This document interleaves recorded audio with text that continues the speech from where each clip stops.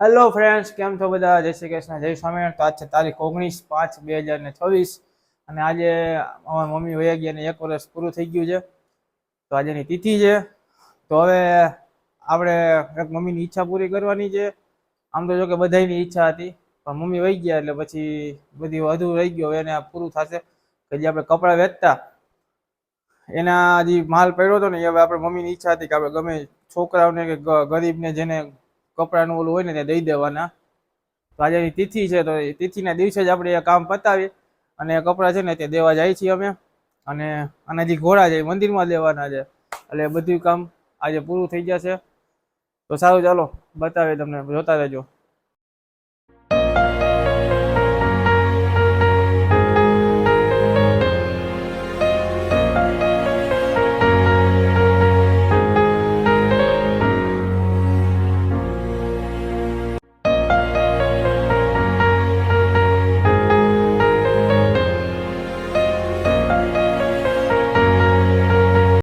ચાલો ઇન્ડિયા સર્કલે પહોંચી ગયા છીએ।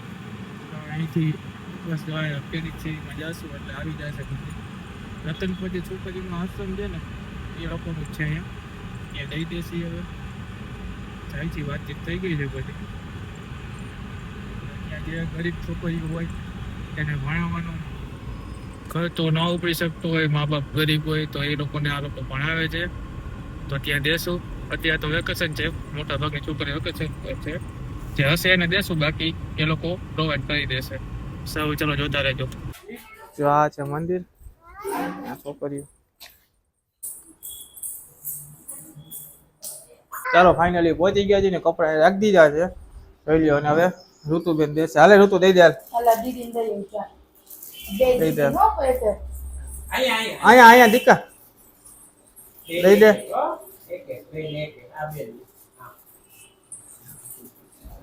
તો ચાલો, કપડાં તો દેવાઈ ગયા છે છોકરીઓને। આ બાકીના જે કપડાં છે છોકરીઓ વેકેશન કરીને આવશે જૂન મહિનામાં, ત્યારે એ લોકો ડિવાઈડ કરી દેશે।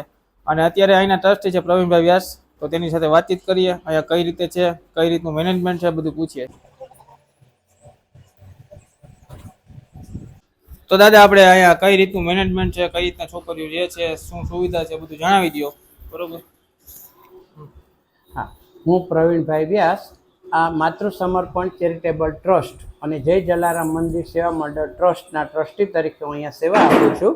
આપે હમણાં જ જે અગાઉ ફોટો જોયો એ આ સંસ્થાના સંસ્થાપક એવા પરમ પૂજ્ય ભક્તિ દીદી, એમનું દેહાંત 2018માં થતાં ત્યાર પછી હું આ બધી સંસ્થાઓ સંભાળું છું।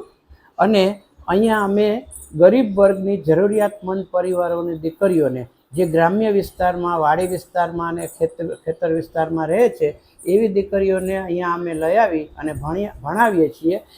મુખ્ય ઉદ્દેશ્ય અમારો એને પગભેર કરવાનો હોય છે।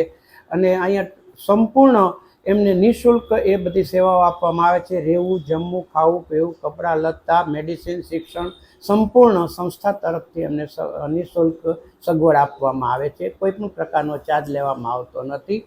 મોટી સંસ્થા અમારી રતનપર આશ્રમ આવેલો છે, ત્યાં 50 દીકરીઓ છે, જ્યાં 1 થી 10 ધોરણની સગવડ છે।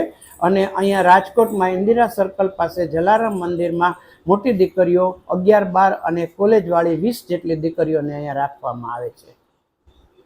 તો જે રીતે તમે જોયું, આ ત્યાંની સુવિધા, મેનેજમેન્ટ। તો તમારે કોઈ બી સેવા દેવી હોય, સેવાનો તમારે લાભ લેવો હોય, તો નીચે નંબર આપી દઈશ તમને, અહીંનું એડ્રેસ નાખી દઈશ, તમે કોન્ટેક્ટ કરજો, ડાયરેક્ટ આવી જાજો, તમને પૂરેપૂરો સહયોગ આપવામાં આવશે। વિડીયોને બને એટલો વધુમાં વધુ શેર કરજો। આ છે અહીંનું કાર્ડ, આ બી હું તમને મૂકી દઈશ, તમને એડ્રેસ આપી દઈશ, વિડીયોમાં એડ્રેસ આપી દઈશ। તો વધુમાં વધુ શેર કરજો, તો કોઈને આવી મદદની જરૂર હોય તો ત્યાં અહીંયા પહોંચી શકે, કોન્ટેક્ટ કરી શકે। બાકી તો તમને ખબર છે, સબસ્ક્રાઈબ, ફોલો અને શેર કરી દેજો। Bye bye.